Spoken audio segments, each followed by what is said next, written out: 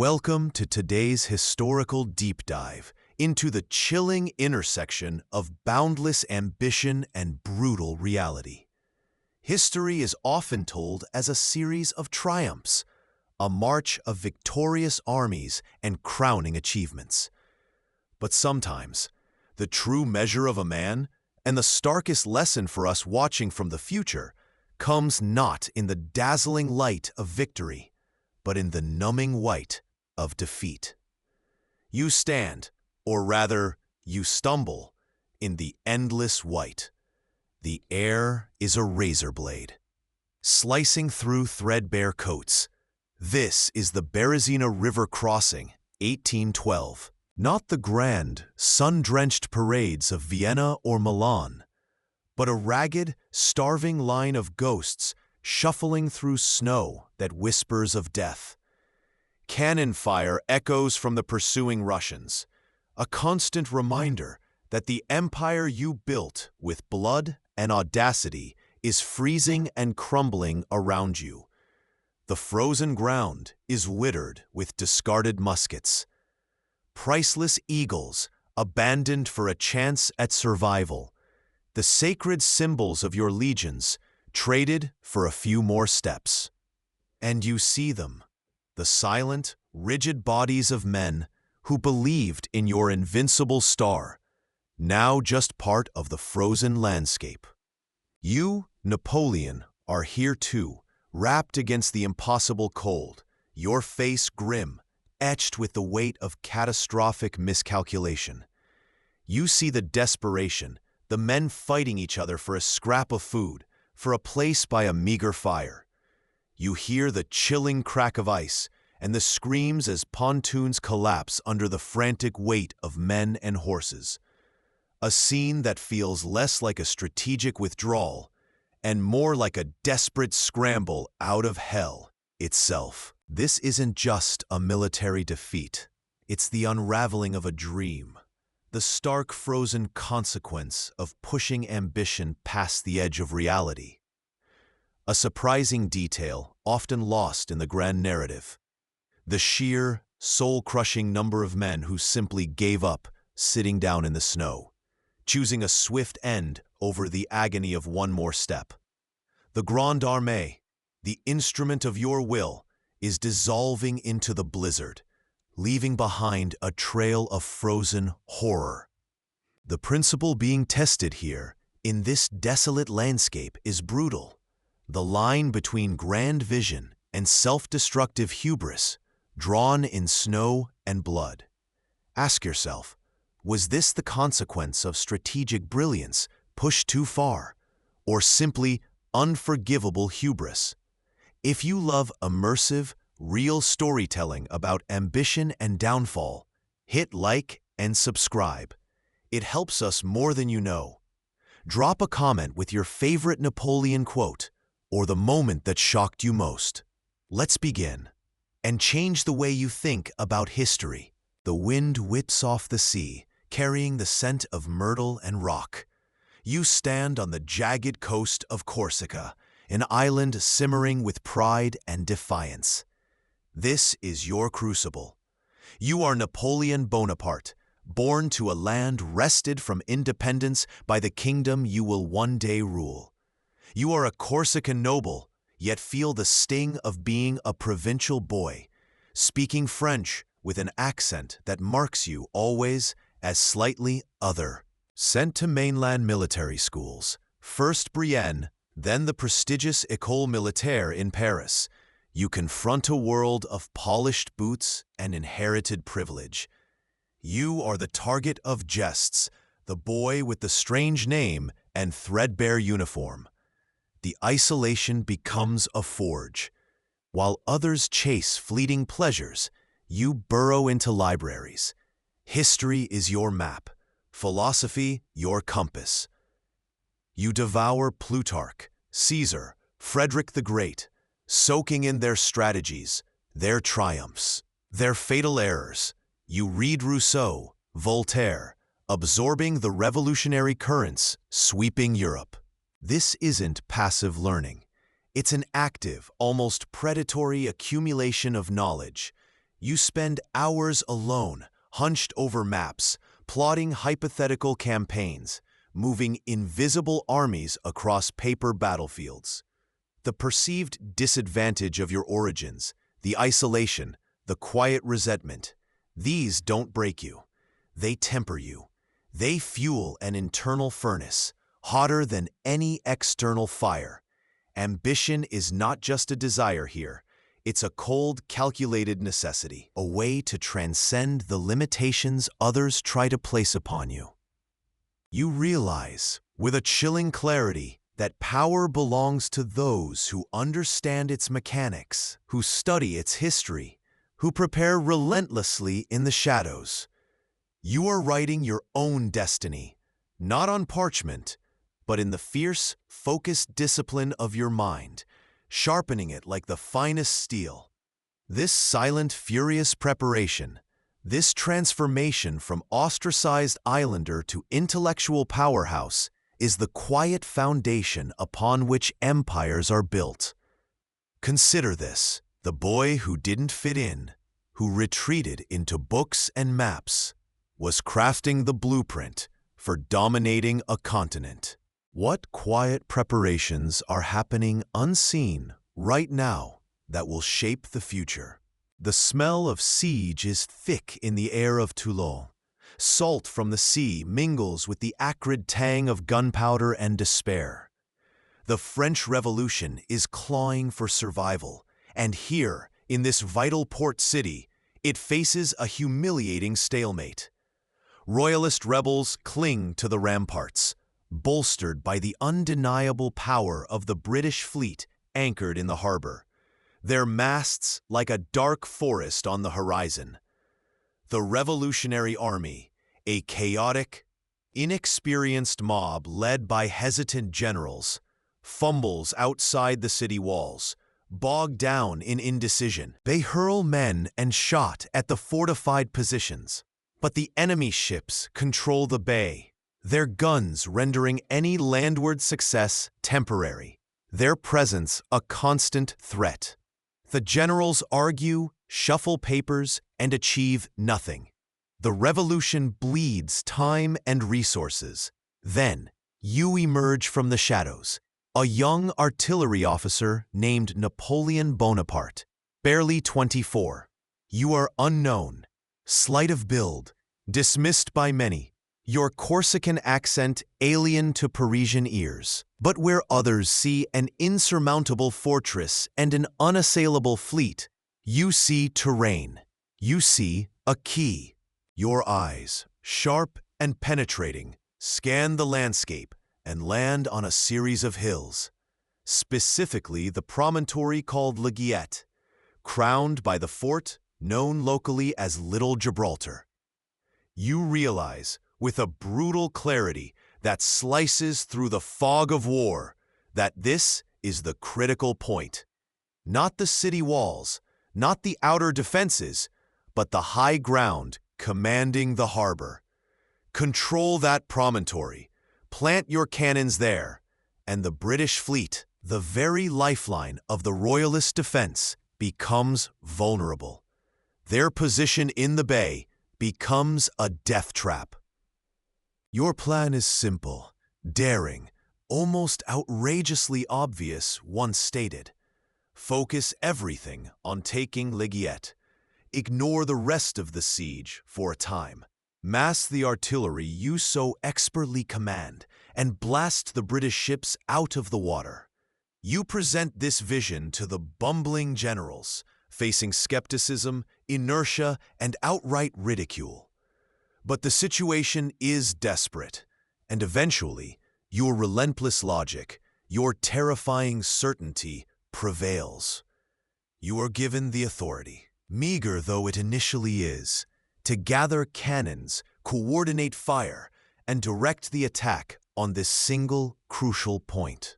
Under your focused command, the artillery becomes an instrument of revolutionary will. You personally direct placements, calculating angles with precision, driving the crews relentlessly. The cannons roar, not in scattered, ineffective bursts, but in a concentrated symphony of destruction, aimed squarely at the strategic heart of the enemy's power. Shells rained down on Little Gibraltar, then arc towards the British vessels.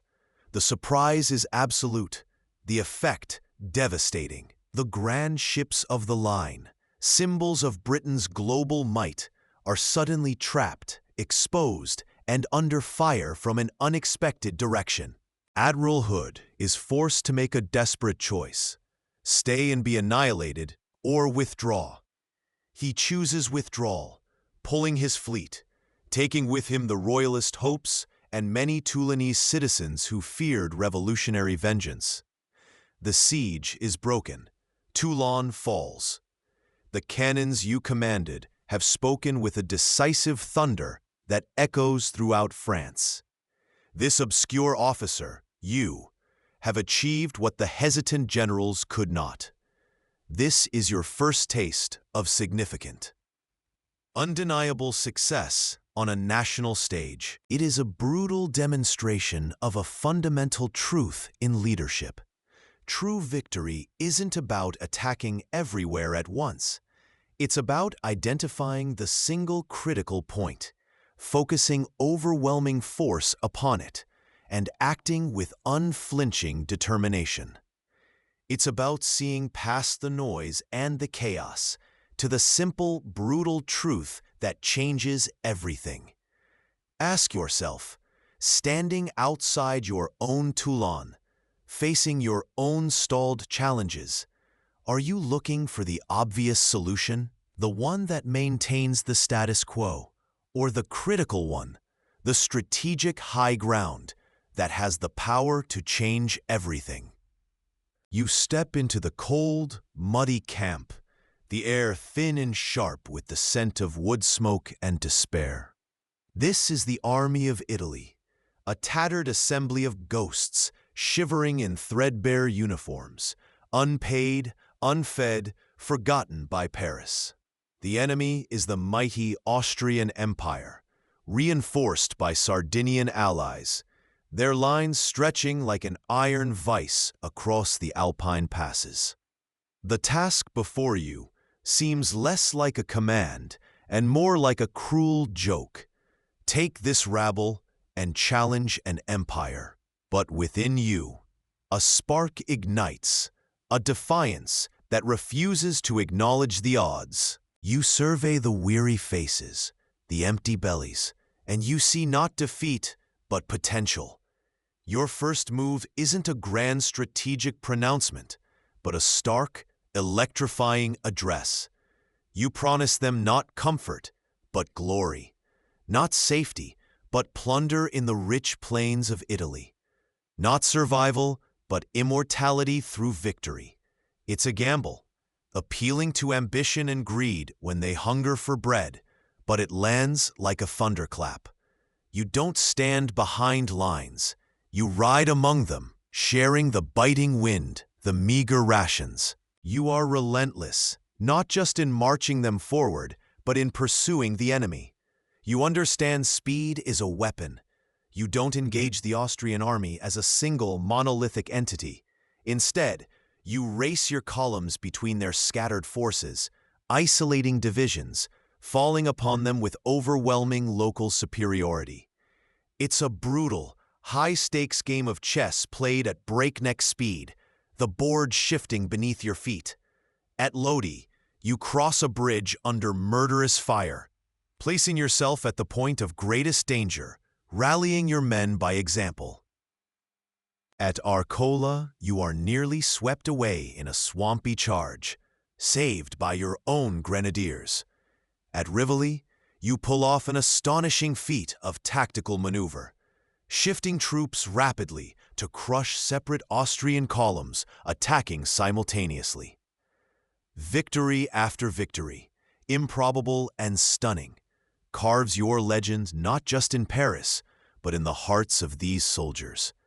They see you everywhere, leading charges, sharing hardships, miraculously producing victories where only defeat seemed possible.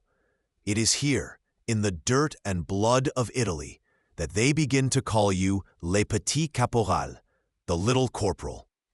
It's not a term of disrespect, but of raw affection, born of shared danger and witnessing your almost supernatural ability to turn chaos into triumph.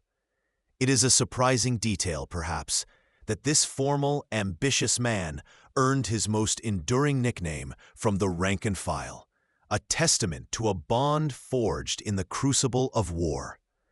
This campaign reveals a profound truth. Leadership is far more than strategic brilliance.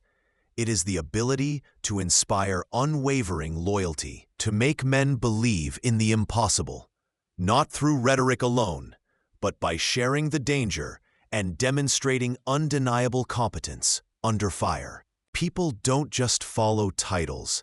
They follow conviction and courage demonstrated in action, in the face of the cannons.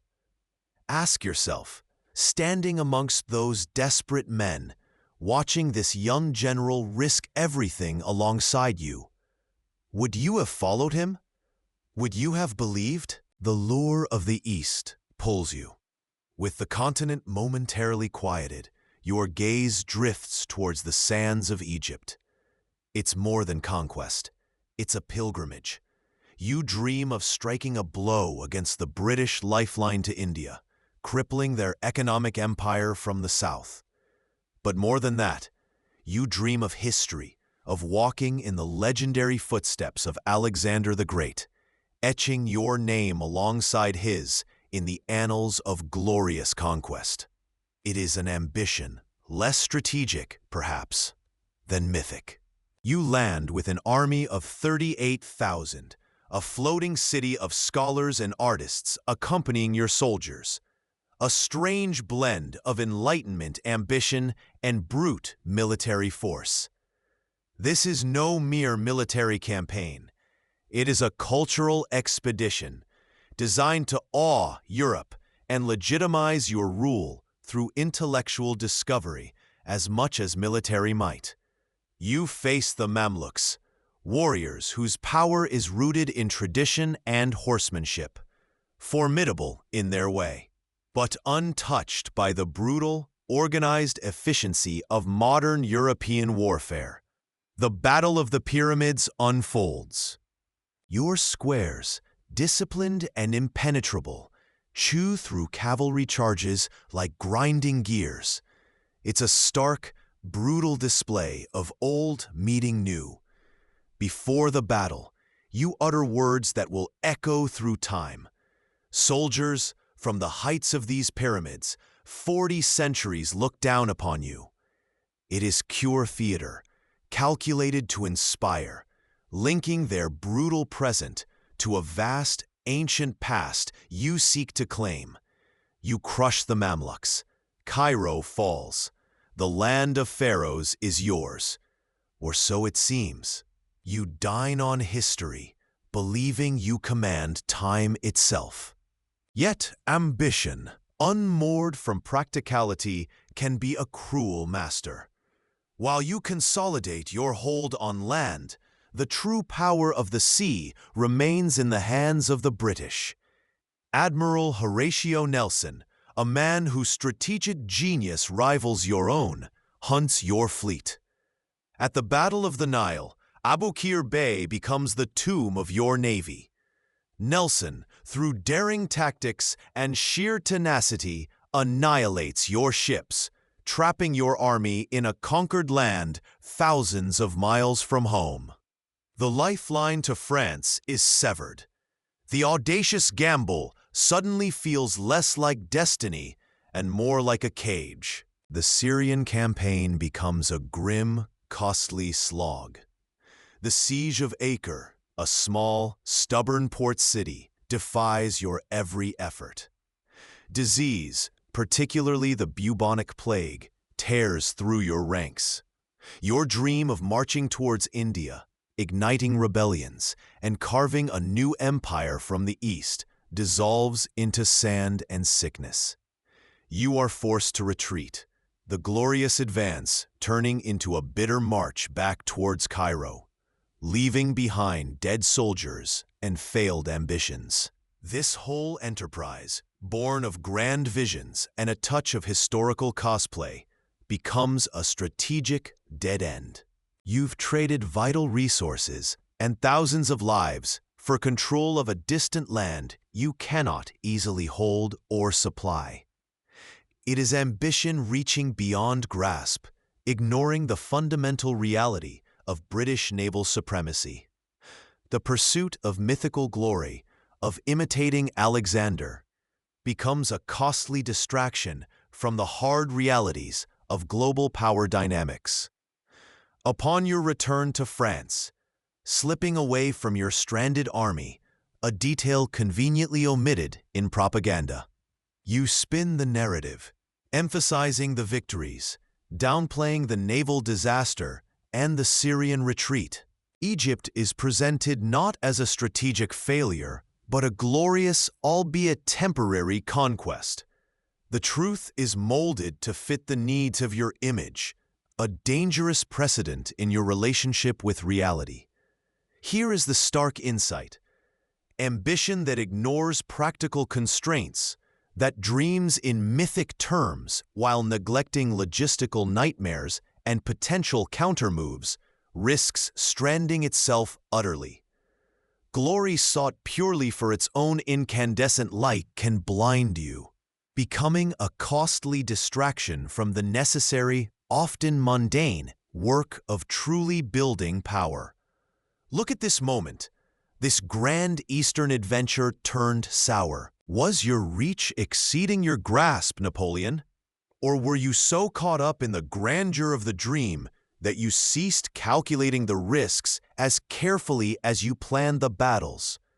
Ask yourself, when does bold aspiration tip over into reckless, self-defeating hubris? What are the practical realities your own grandest ambitions might be ignoring? Returning from the sands of Egypt, you step back onto French soil, not as a defeated general, but into the swirling vortex of a nation adrift. Paris is a carnival of political intrigue, a republic paralyzed by its own cumbersome directory. 5 men bickering while the treasury empties, the armies are neglected, and royalist plots simmer in the shadows. France craves order, a firm hand, a savior, and you are there. You watch, you listen. The directory is weak, unpopular, rotten, ripe for collapse. The moment you recognized in Italy, the one you seized at Lodi and Arcole, presents itself again, but on the grandest stage of all. The architect of this political maneuver is Abbé Sieyès, dreaming of a stable republic, but he needs a sword. You are the sharpest blade available. The plan: dissolve the directory, create a new, stronger government. The date: 18th Brumaire, year 8th of the Republic, November 9th, 1799. You address the Council of Elders, spinning tales of a Jacobin plot, securing their support. They decree the legislative bodies must move to St. Cloud, supposedly for safety, really for isolation and control. You are given command of the Paris garrison, but the coup is not the clean, surgical strike history often portrays. It is messy, tense, teetering on the brink of failure. When you attempt to address the Council of 500, suspicion erupts into fury. They shout, "Down with the tyrant! Outlaw him!" They surge forward, jostling you, grabbing at your uniform. In this moment of intense pressure, the man who faced down cannons and cavalry faints. Yes, Napoleon Bonaparte collapses, briefly overcome by the sheer, unbridled chaos of raw political confrontation. It is your brother, Lucien, president of the 500, who saves the day. With remarkable presence, he rushes outside, appealing directly to the soldiers guarding the building. He declares that a minority of deputies, bribed by England, are holding the majority hostage and trying to assassinate their general. He dramatically draws a dagger, swearing to kill his own brother if Napoleon ever betrays the cause of liberty. It is a theatrical masterpiece, a lie forged in the heat of the moment, but it works. Murat leads the grenadiers into the hall, clearing it at bayonet point. The politicians are scattered, the legislative bodies dissolved. From the wreckage of the Directory emerges a new form of government, the consulate. And you, the general who fainted but whose brother rallied the troops, emerge as first consul.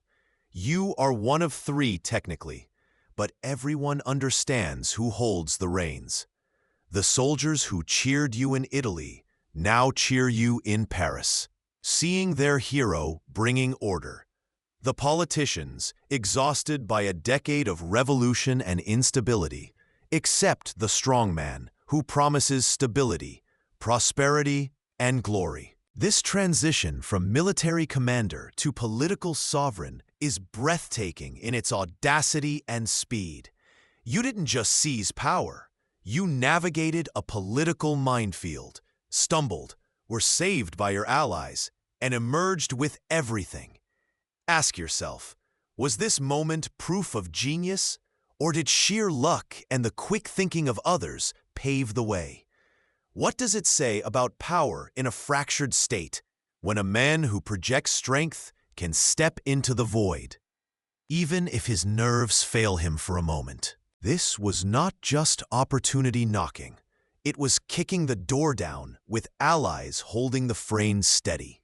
Now in power, the battlefield sounds fade, replaced by the hum of administration, the rustle of papers. You don't just command armies, you build a state, brick by brick, law by law. The revolution tore down the old world, piece by piece, leaving a void. Your ambition, previously channeled into conquest, now turns inward, towards mending, structuring, stabilizing. The economy is a wreck. Administration is chaotic, fragmented by regional differences.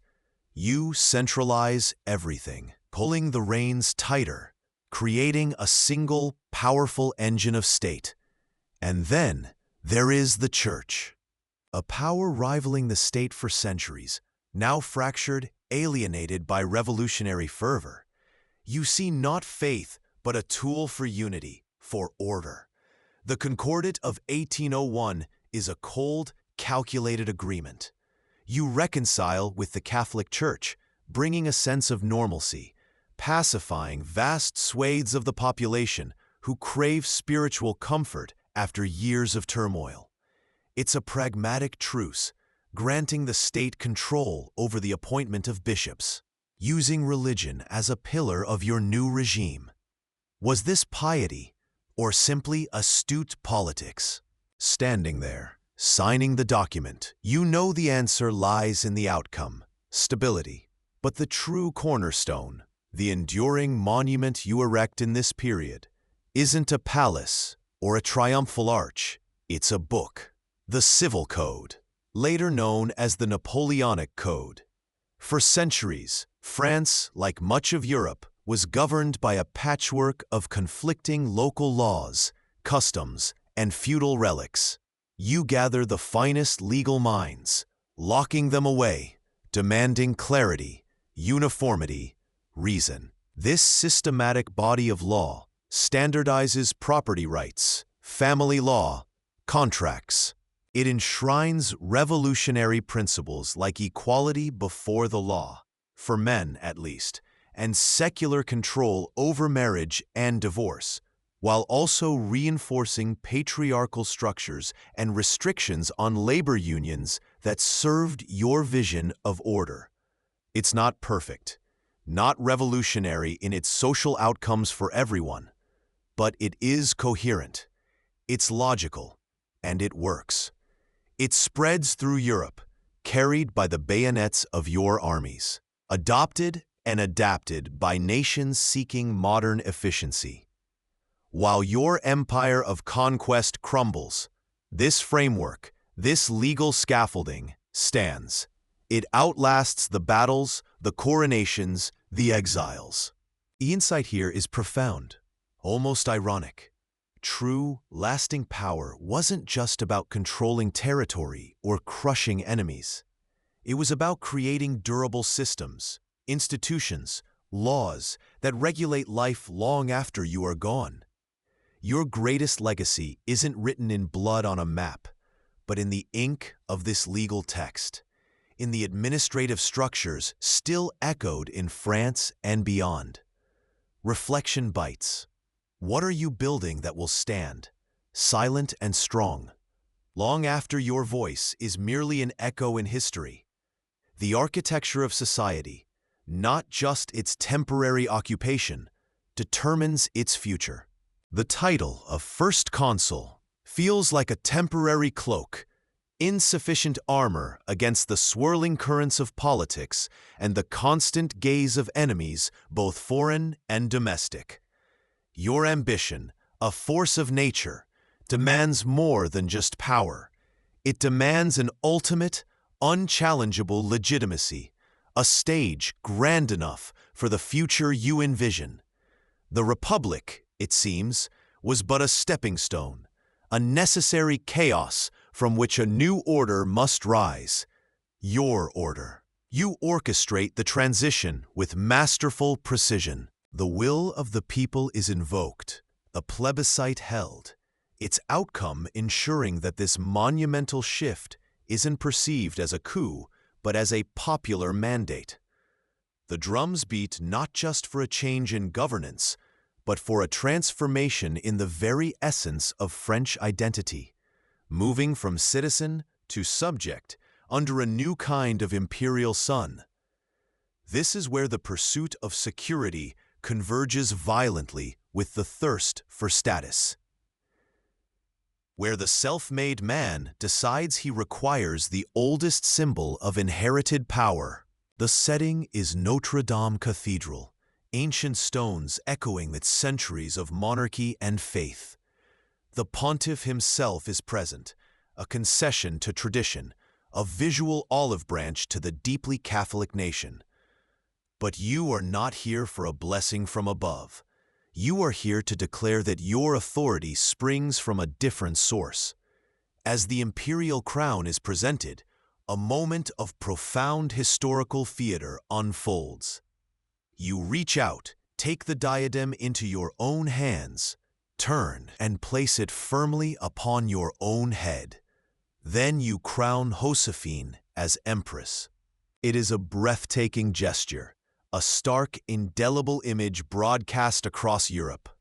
It says, without uttering a single word, "My power is not granted by God, not inherited through bloodline, not sanctioned by tradition alone. It comes from me, born of my will, my talent, my triumphs, and ratified by the explicit consent of the French people you claim to serve." It is ambition shedding the last vestiges of revolutionary republicanism, demanding the ultimate title, the ultimate stage. Emperor. There is a tragic irony here, a subtle wit in the universe's design. The general who rose on the tide of anti-monarchical fervor now embraces the very symbols his revolution sought to destroy. He becomes a monarch, yes, but one unlike any before him, a king crowned by his own hand, indebted to no ancestor or divine decree. This isn't just about status, it's about the perceived need for absolute security that only absolute authority seems to offer. It's the point where profound self-belief, the kind that conquers armies and remakes laws, tips into the conviction that your vision is so essential, it must be beyond challenge, beyond question. It is the final, glittering trap of ambition.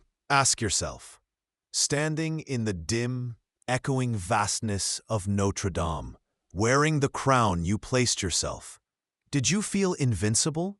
Or did you feel the heavy, historical weight of the very institution you were reviving? This moment forces a reflection. How much external validation does your own ambition truly require? When does striving for legitimacy, for stability, for the right to lead, become an undeniable thirst for autocracy. December 2, 1805. You stand in the biting cold of dawn, a thin mist clinging to the fields around Austerlitz. It is the anniversary of your coronation, a date heavy with destiny, and arrayed before you are the combined imposing forces of two emperors, Austria and Russia, your most formidable challenge yet. This is the Battle of the Three Emperors, a moment that will either solidify your power or see your nascent empire crumble. But you see more than just enemy ranks. You see a complex chessboard, and you hold the pieces. Your plan is audacious, almost suicidal by conventional standards. You deliberately weaken your right flank, a calculated gamble designed to lure the enemy's powerful center and left wing into a trap. You are betting on their arrogance, their assumption that you would never expose yourself so carelessly. They see weakness. You see a coil waiting to spring. This isn't just strategy. It's deep psychological warfare, an insight into the human heart and its predictable flaws when presented with perceived opportunity. You know they will lunge for the apparent vulnerability, aiming to cut off your escape route to Vienna. As the enemy commits, pouring their strength into your weakened right, you watch from the Pratzen Heights.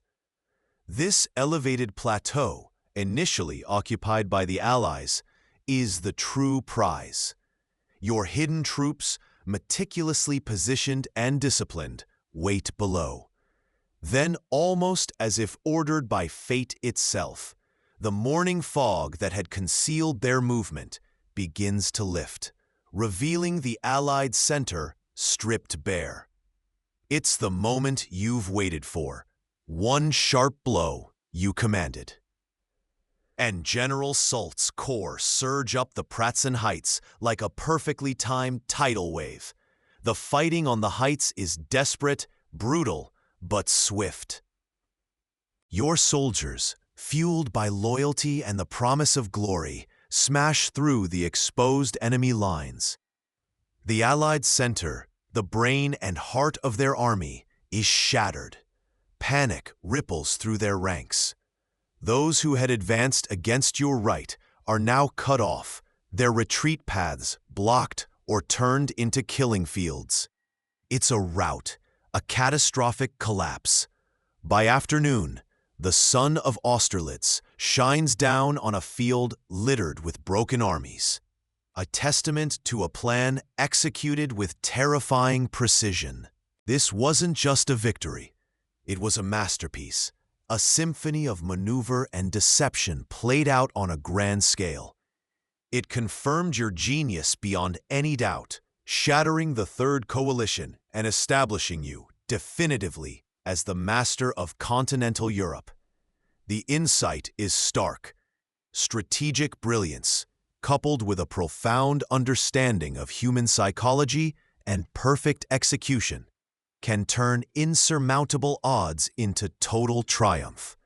This was the zenith, the moment where staggering confidence was not just justified, but seemed like a simple statement of fact.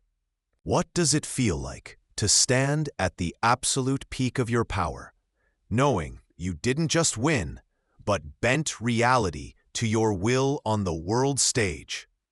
Was this the ultimate expression of military art, or a moment that sowed the seeds of an even greater, inevitable fall? Unable to strike directly at the heart of your greatest enemy across the Channel, thwarted by their mastery of the waves at Trafalgar in 1805, your ambition takes a different, perhaps even more audacious turn. You decide to build walls on the land, a new kind of siege, the continental system. By decree, you forbid all nations under your influence, stretching across the European continent, from trading with Britain. Your goal is simple, yet immense. Cripple their economy, bankrupt the island nation, and force them to their knees without firing a shot. This is not just military strategy. It is an attempt to reroute the very arteries of global commerce, to dictate the flow of wealth itself with administrative fiat. You see it as a grand economic weapon, a lever that can finally apply irresistible pressure where cannons failed. But the reality of enforcing such a system is far leakier and messier than the map on your war room wall. Britain, the workshop of the world, finds alternative markets, innovates, and their navy becomes an even more powerful instrument of blockade against your own ports, not theirs. Meanwhile, across Europe, merchants groan under the restrictions. Smuggling becomes rampant, undermining the system at every turn. Countries buckle under the economic strain, their populations resentful. The system demands constant vigilance and, crucially, constant enforcement. This need for control becomes a cascading liability. When your brother Louis, King of Holland, proves too lenient in enforcing the blockade, partly out of sympathy for his Dutch subjects reliant on trade, you annex Holland outright in 1810. When Portugal, an old British ally, refuses to comply, you invade in 1807, initiating the long, draining Peninsular War that bleeds France of men and resources for years.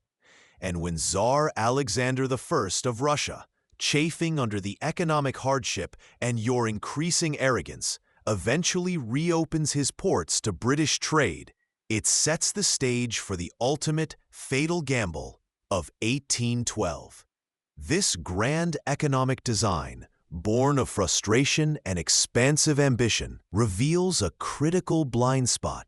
You believed you could command complex economic forces with the same direct authority you commanded armies. But economic systems are vast, fluid, and inherently resistant to absolute central control. The insight here is stark. Economic warfare is a double-edged sword, frequently harming the aggressor through reciprocal blockades, lost markets, and the unsustainable cost of enforcement. Your ambition to dominate not just militarily, but economically and administratively, pushed the empire past its breaking point, demanding levels of control that were simply impossible to sustain. Ask yourself, when pursuing a complex strategy, do you truly understand the second and third order consequences that ripple outwards, often boomeranging back to harm you? You cast your gaze towards the Iberian Peninsula in 1808. Spain, a nation bound by ancient loyalties and deep Catholic faith, feels ripe for restructuring. You see a weak Bourbon monarchy, inefficient and pliable.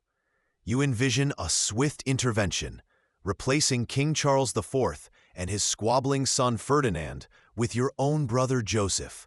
A tactical move, a solidification of the continental system, a seemingly easy win to extend the empire's grasp. You expect gratitude, perhaps passive acceptance from a nation seemingly adrift. But ambition, unchecked by understanding, can stumble into treacherous ground. You replace their king, their symbol of national identity, with a foreigner, your brother. You dismantle their traditional institutions, their churches, their ancient rites. What you anticipate as a smooth transition ignites a powder keg of visceral rage. This isn't a battlefield of grand maneuvers and set-piece battles. This is the birth of a brutal, years-long guerrilla war, the Peninsular War.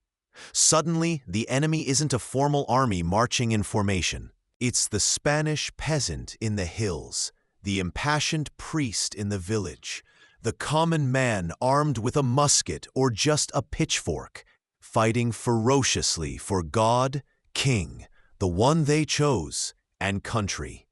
They know their terrain intimately, melt away after ambushes, and show no mercy to invaders. Your disciplined troops, masters of European warfare, find themselves harried, cut off, and constantly threatened by an invisible, relentless foe. It's a war fought in shadows, in mountain passes, in burned villages, fueled by an almost fanatical will to resist. And then, across the narrow Strait of Gibraltar, a shadow lengthens. The British, ever your nemesis, see an opportunity. Sir Arthur Wellesley, later known as Wellington, lands troops, providing critical support, training, and a strategic anchor for the Spanish resistance. What began as a calculated intervention transforms into a grinding, bleeding drain. You pour hundreds of thousands of men and vast sums of money into this theater, and for what? A constant hemorrhage of resources and manpower, a wound that refuses to heal. You, the master strategist, the man who redrew the map of Europe with audacious campaigns, famously call it the Spanish ulcer. Here is the bitter insight, a lesson written in blood across the Spanish plains. Ambition that dismisses the intangible forces of national pride, cultural identity, and a people's fierce will to self-determination will find itself ensnared in an unwinnable quagmire. Military might, no matter how formidable, is insufficient against a determined populace fighting on its own soil, for its very soul. Was it simply a strategic error, or a profound blindness to the human element? Ask yourself, when you pursue your grand designs, your empires, are you paying attention to the human cost, the cultural fabric, the intangible will of those you impact? Or are you focused solely on the strategic chess pieces, assuming they lack the fierce, unpredictable passion to fight back when pushed too far? The ulcer bleeds because you underestimated the depth of their no. You stand at the pinnacle of power. The map of Europe bends to your will, borders redrawn, kings placed on thrones by your decree. You are the self-made emperor, the architect of an age. But amidst the glittering courts and conquered territories, a shadow falls over your magnificent structure. Despite the boundless authority you command, you lack the one thing that truly secures the future of a dynasty: a legitimate heir. Your marriage to Josephine, though born of passion and evolving into a deep, complex affection, remains barren. The empire you built with such ferocious energy feels, in moments of quiet reflection, like a magnificent structure built on shifting sands without the bedrock of succession. The very idea of a Bonaparte line, securing your vision beyond your own lifetime, hangs precariously on your vitality. The council whispers, your marshals worry. The weight of the future presses down. You know, with chilling clarity, that personal happiness must yield to dynastic necessity. This is not just politics. It is the harsh calculus of permanence. A throne without an heir is just a temporary seat. The decision is agonizing, a cold blade slicing through a decade of shared history. Josephine, the woman who was your empress, your confidant, the very symbol of your mateless rise, must be set aside. You make the painful, calculated choice to divorce her. The scene in the Grand Salon of the Tuileries, where you announce the dissolution before the court, is one of suppressed tears and stark political theater. Josephine's dignity in that moment, her quiet acceptance of a fate dictated by the state, underscores the brutal nature of your ambition. This wasn't merely a personal separation. It was the emperor sacrificing his emotional anchor on the altar of the state's perceived needs. The target for your second marriage is not chosen for love, but for lineage. You seek connection to the oldest, most entrenched royalty in Europe, hoping to graft your revolutionary empire onto the ancient trees of legitimacy. Your gaze turns to the Habsburgs, the very dynasty you have repeatedly humbled on the battlefield. You propose to marry Marie-Louise, daughter of Emperor Francis I of Austria. The irony is palpable. The man who embodies the death of the old order now seeks to legitimize his new order by marrying into its most venerable, most resistant branch.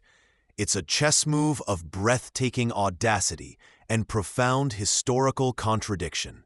The marriage takes place, a grand, somewhat stiff affair. Marie-Louise is young, a princess raised in a world utterly alien to the one Josephine navigated. Then, the ultimate goal is achieved. In 1811, a son is born. Napoleon Francois Joseph Charles Bonaparte, instantly granted the title King of Rome. The cannon salvos announcing his birth echo across Paris. 101 rounds declaring the arrival of the long-desired heir. You finally possess the symbol of permanence, a living bridge to the future. You see in his infant face not just a child, but the continuation of your legacy, the validation of your monumental effort.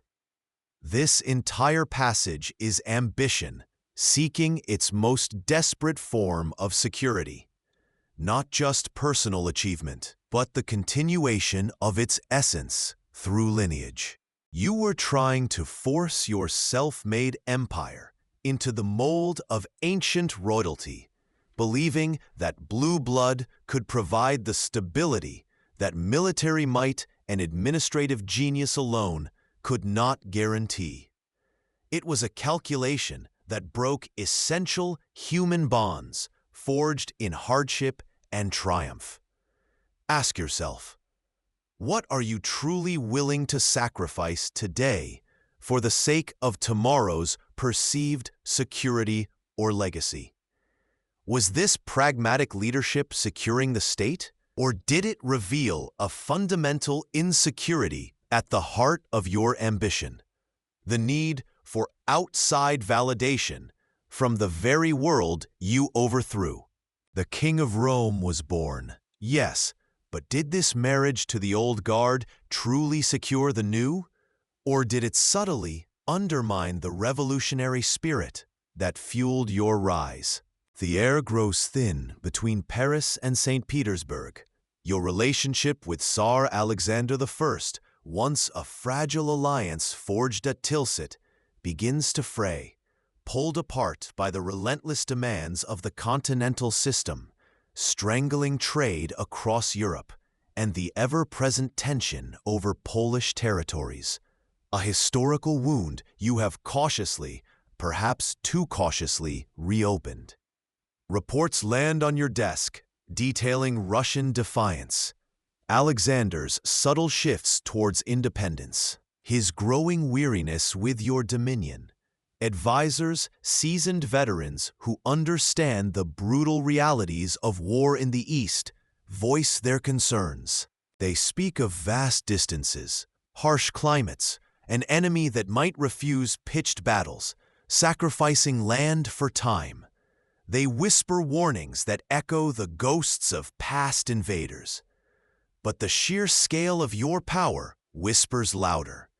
Europe kneels. The ink is barely dry on treaties that redraw maps according to your will. You have built the most formidable military machine the world has ever witnessed, the Grande Armée, a multinational force numbering over 600,000 souls, drawn from every corner of your empire and vassal states. The logistics of moving such a colossal entity, feeding it, arming it, maintaining its cohesion, are a staggering, unprecedented undertaking, a feat of organizational genius and raw will. This is not a defensive maneuver. Russia poses no immediate existential threat to France or your Central Empire. This is ambition, pure and unadulterated, aiming to force the last major continental rival into total, undeniable submission. To close the final loophole in your control over Europe, you decide on the ultimate audacious strike. Ignoring the dissenting voices, convinced that the sheer weight of your power, the legendary speed and precision of your armies, will break Russian resolve quickly, you commit to the invasion.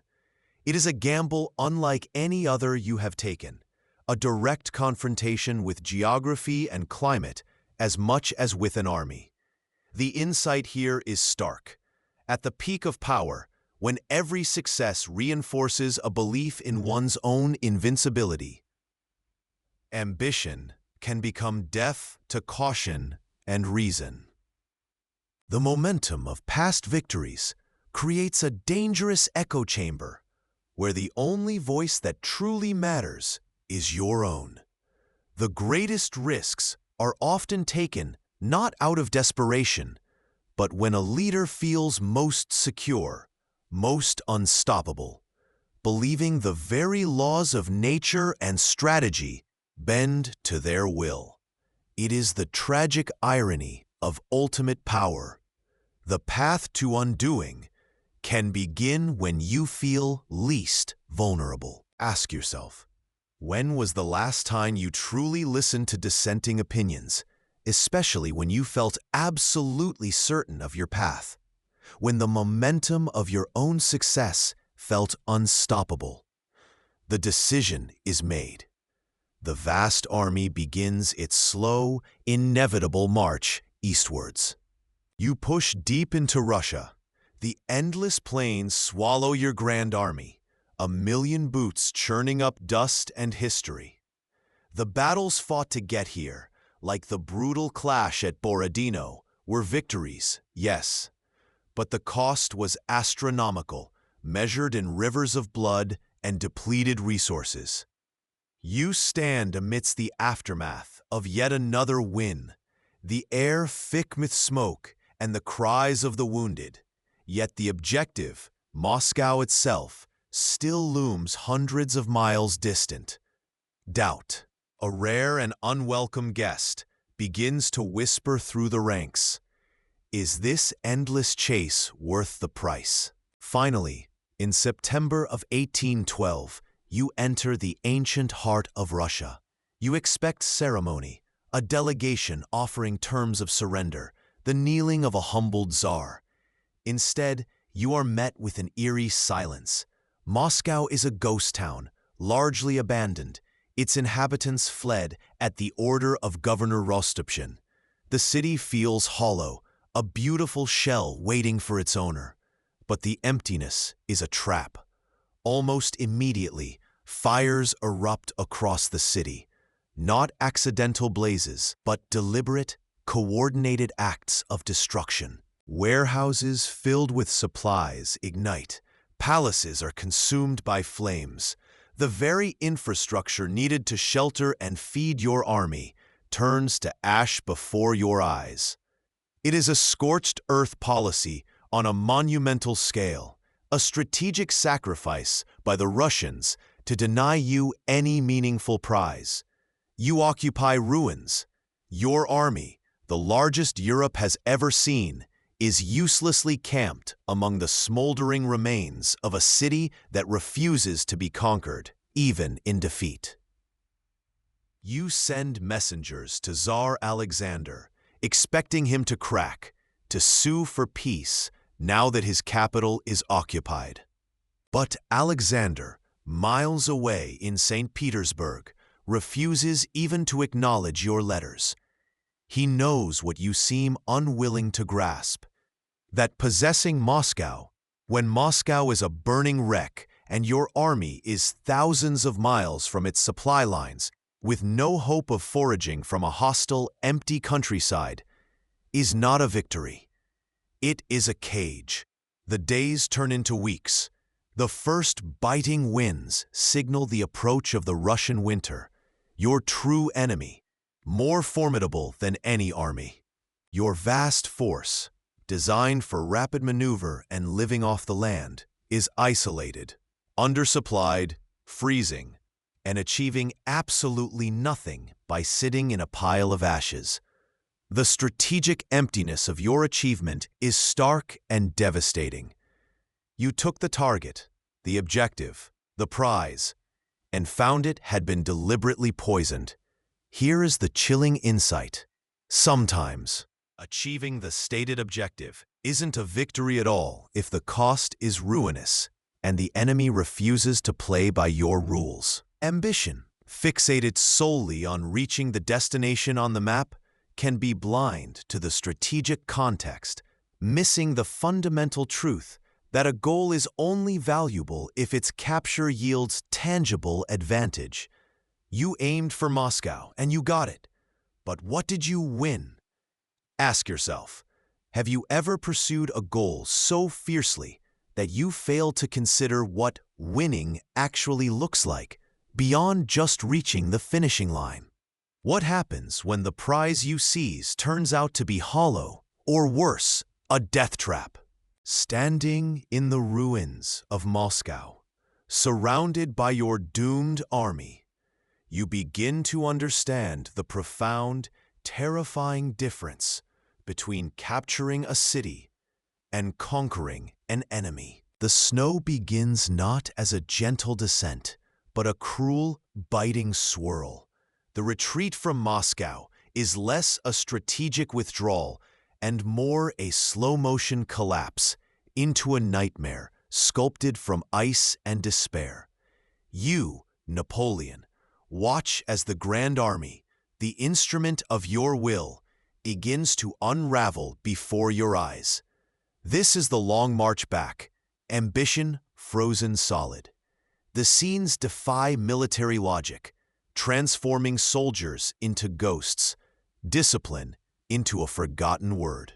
The vast plains that seemed traversable in the summer advance now stretch into an infinite white hell.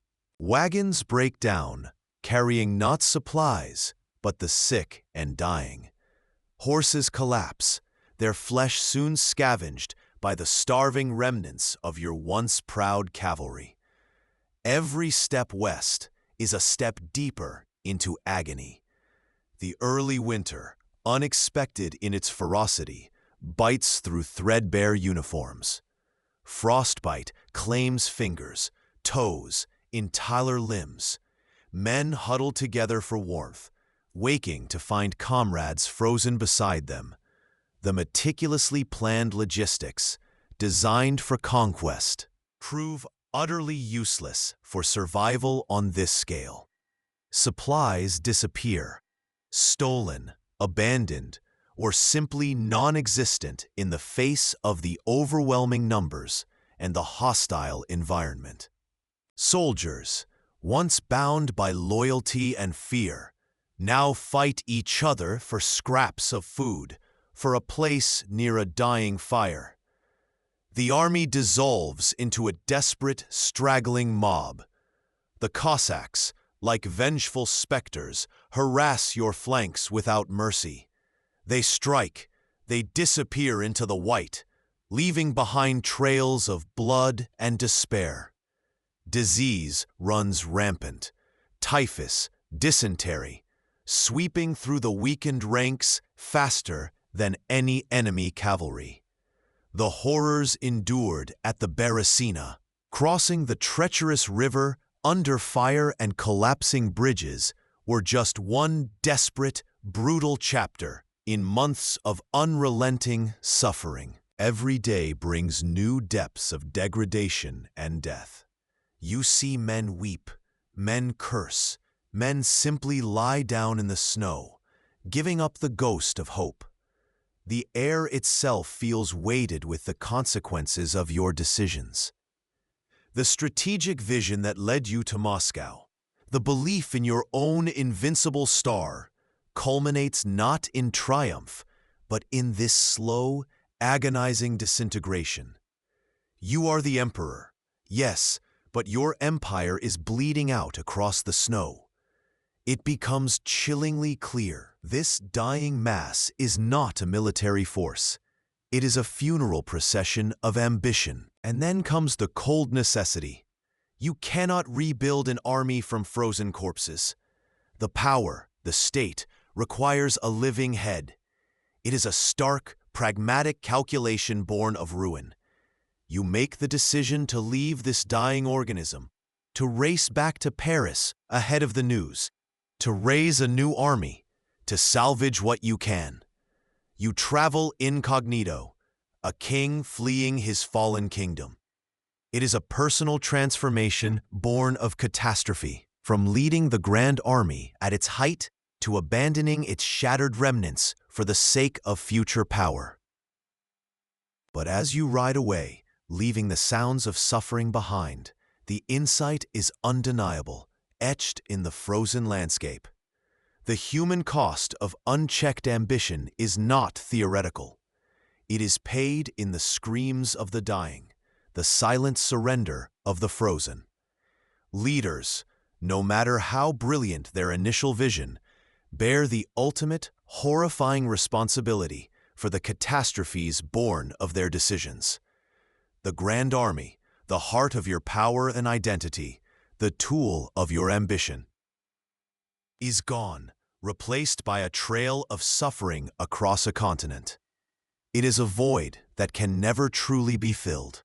Ask yourself, when the strategic goal collapses and the human cost is laid bare in such horrific detail, what are the real-world consequences, the human impacts of your strategic choices? The salt spray stings your face on Elba. The vast, restless ocean stretches before you, a constant, mocking reminder of the empire you held, now reduced to this tiny island prison. The world believes you are finished, a historical footnote etched into the capitulation of 1814. You were forced to abdicate, stripped of your crown, banished. It should be over. The coalition of Europe, weary of your ambition, has won. The Bourbon monarchy sits uneasily back on the throne of France. Quiet retirement on a Mediterranean island is the prescribed end to your saga. But the fire in your gut refuses to be extinguished. Ambition for you is not a choice. It is the very essence of your being. It gnaws at the edges of this forced tranquility. You watch, you wait, you listen. Reports filter across the water. Discontent in France, the king unpopular, the army loyalties fractured. The impossible dream begins to take shape, not as a flicker, but as a burning certainty. This exile isn't the end, it's merely an interlude. The stage is empty, but the actor is still alive. On a crisp spring morning in February 1815, you make your move. With a small band of loyalists, you slip away from Elba, embarking on a gamble so audacious it defies logic. The sea journey is tense, filled with the potential for disaster, capture by Allied ships, betrayal, failure. Yet a sense of destiny propels you. You land on the southern coast of France, near Cannes, a seemingly insignificant return that will shake the foundations of Europe once more. The news of your landing races ahead, causing panic in Paris and disbelief across the continent. Troops are dispatched to intercept you, loyal to the new king. The moment of truth arrives near Grenoble. A royalist regiment, ordered to block your path, stands ready. You walk towards them, alone, unarmed, your iconic hat the only crown you wear. The air crackles with tension. It's a scene lifted from classical drama, a confrontation not of armies, but of wills. You open your coat, exposing your chest, and cry out, "Soldiers of the Fifth, recognize me. If there is one among you who would kill his emperor, here I am." Silence hangs heavy, then shatters. A single shout erupts, then a wave of sound growing into a roar. "Vive l'Empereur!" They break ranks, rushing towards you, tears streaming down their faces, embracing your boots, pledging their loyalty anew. This is not just a military defection.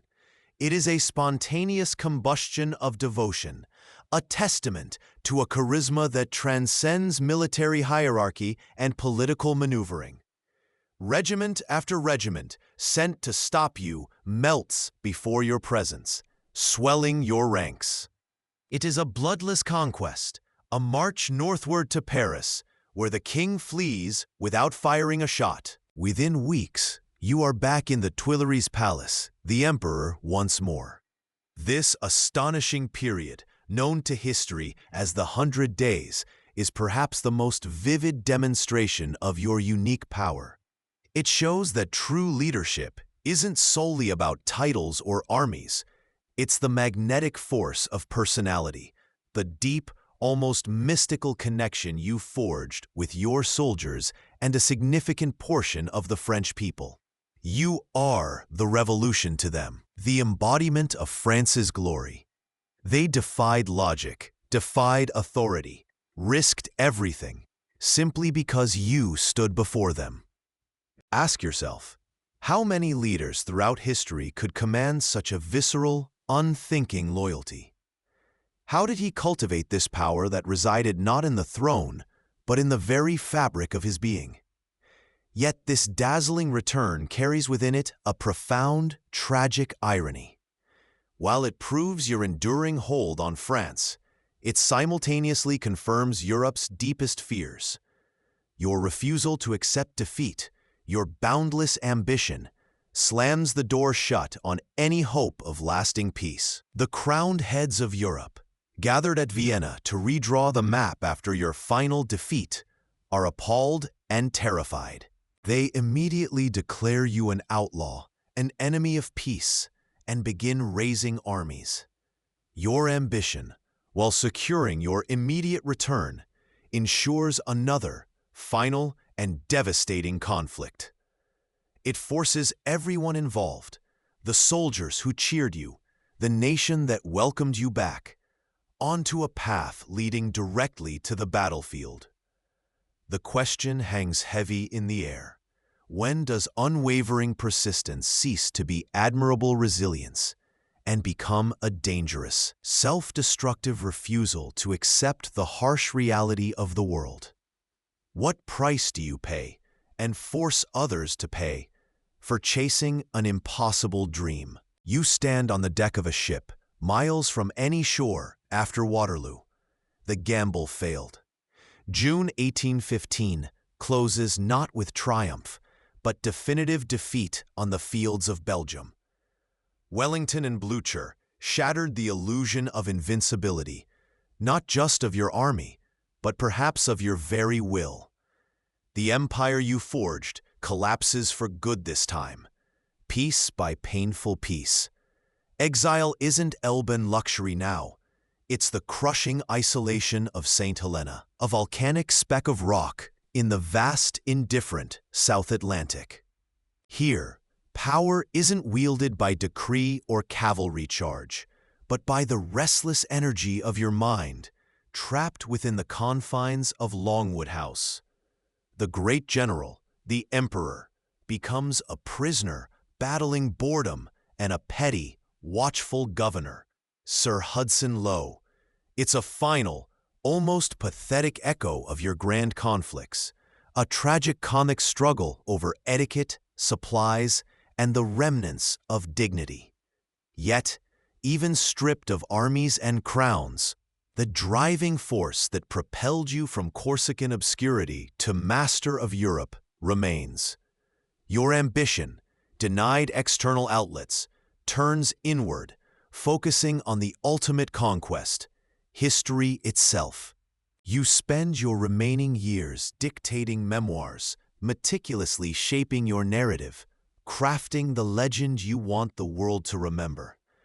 Every dictated word is a strategic maneuver, a final campaign fought with ink and memory against the verdict of time and your enemies. It is here, on this lonely island, that the principle of unchecked ambition finds its final, perhaps most revealing expression. It's no longer about conquering lands or peoples, but conquering interpretation. Was this final act a testament to your enduring will, or the ultimate demonstration of a man who could never accept limits, not even the limit of defeat? You, who reshaped maps and laws, now attempt to reshape memory. You sought control over continents, then people, then events, and finally, control over the story of those events. The internal engine that demanded more until it consumed everything finds its last battleground attempting to control what comes after the end. And that is the enduring whisper from St. Helena. Your life, Napoleon, remains a blinding comet, a spectacular rise fueled by genius and ambition, a fiery fall precipitated by the same forces pushed beyond all human limits. You showed the world what a single driven will could achieve, reshaping nations and laws. But you also demonstrated the terrible cost when the pursuit of power becomes an end in itself, overriding prudence, empathy, the simple acceptance of consequence. The trap wasn't just external enemies. It was the relentless internal drive that demanded more, always more. What remains isn't just the legacy, the code, the borders, the very idea of modern warfare, but the cautionary tale, forever intertwined, of ambition unbounded. History watches. It whispers warnings to every leader, every striver today. Look around at the powerful figures chasing influence, wealth, control. Do you see the echoes? Do you feel the familiar pull of that relentless drive? The question isn't if ambition exists, but whether it's tempered by wisdom, constrained by consequence, or doomed to repeat the same epic, tragic arc. As you yourself might have put it from your lonely rock, ambition is never accomplished until it has arrived at the highest point. In the end, on that isolated rock, it wasn't the battlefield that defeated him. It was believing he could conquer even the future.